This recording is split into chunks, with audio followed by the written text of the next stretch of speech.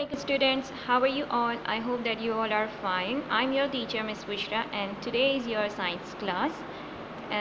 We will be doing some exercises of chapter 2 twice. Last time मैंने जो आपको chapter 2 explain किया था, in that chapter I have taught you what is force. Force क्या होती है?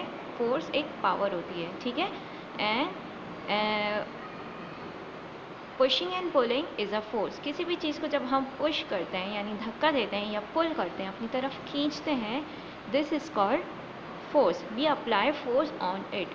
हम किसी भी चीज़ पे जब भी पुश या पुल करते हैं किसी भी चीज़ को, तो हम उसके ऊपर फोर्स अप्लाई कर रहे होते हैं। We learn that in the last class and we also learn about the floating and sinking object. कोई भी चीज़, हल्की चीज़ पानी के ऊपर तैरती रहती है, इसे कहते हैं फ्लोट।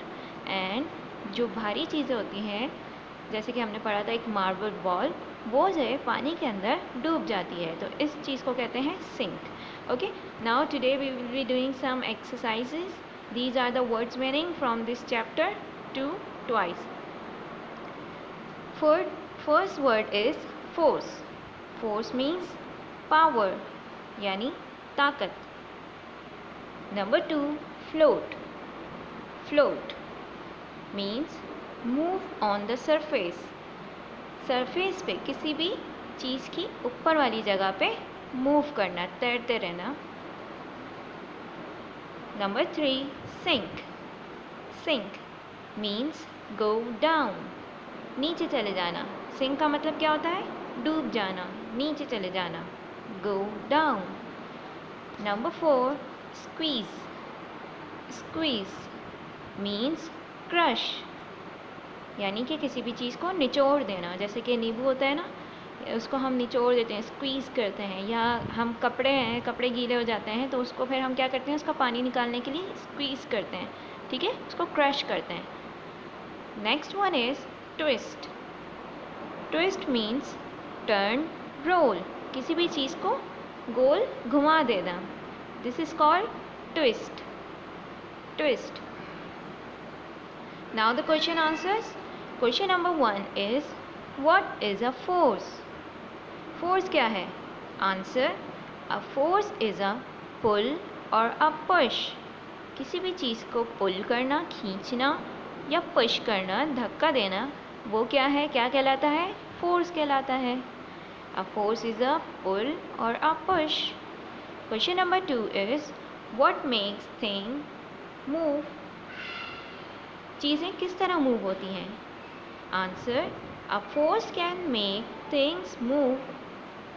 किसी भी चीज़ के ऊपर हम जब पावर लगाते हैं, फोर्स लगाते हैं, तो वो चीज़ मूव हो जाती है.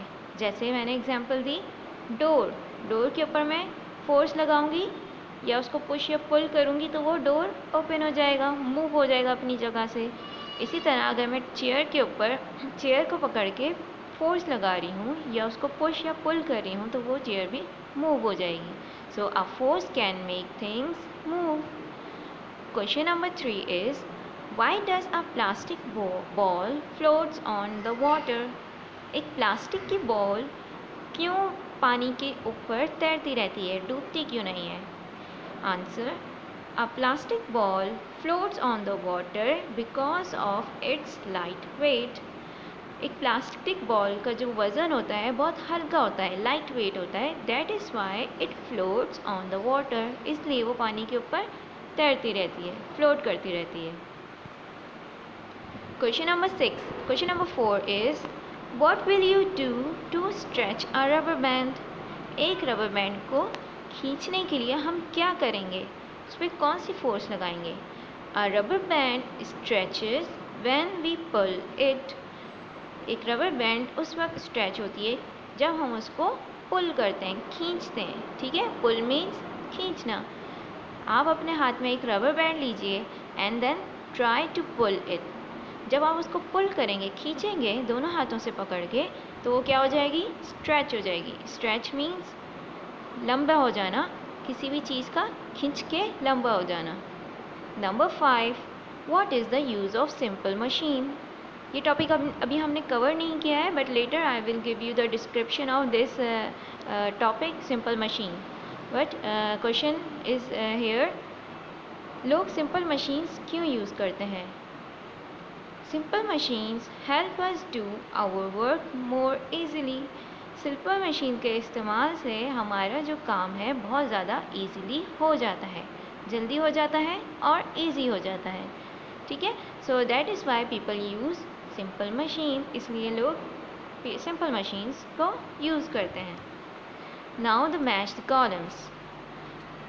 In this exercise we have to tell that whether this action is required push or pull। ये कुछ एक्शंस गिवन है, इसमें बताना है कि इस पर कौन सी फोर्स अप्लाई हुई है। पुश यानी इसको धक्का दे के दिया परफॉर्म किया गया है, या पुल उसको खींच के उसको अपनी तरफ खींच के परफॉर्म किया गया है। So the number 1 is hitting a ball. Ball को अगर मुझे हिट करना है तो मैं इसको क्या करूँगी? I will apply push. I will apply push force. मैं इसको ज़ोर से पुश करूँगी तो ही वो बॉल जो है हिट होके दूर जाएगी। Number 2, squeezing toothpaste.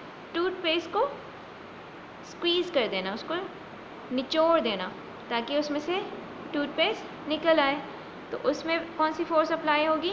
Push. The next one is stretching rubber band. Rubber band को खींचना, तो उसमें कौन सी फोर्स अप्लाई होगी? पुल। खींचना मतलब पुल करना। ठीक है। Number 4 is playing tug of war. Tug of war एक गेम होता है, रस्सी से पकड़ के हम एक तरफ एक बच्चा होता है, दूसरी तरफ 2 बच्चे होते हैं, उससे ज़्यादा भी हो सकते हैं।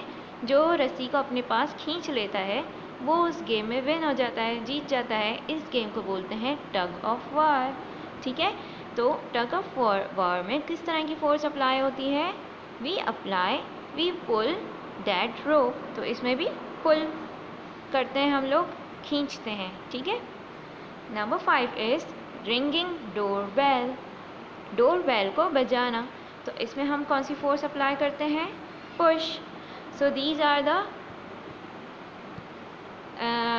3 exercises: word meanings, question answers and match the columns। ये सेकंड चैप्टर के 3 काम हैं जो आपको अपनी कॉपी में करने हैं, एंड अपना सारा काम आप लोगों को फ्राइडे से पहले सबमिट करवाना है for checking. Okay students, good bye.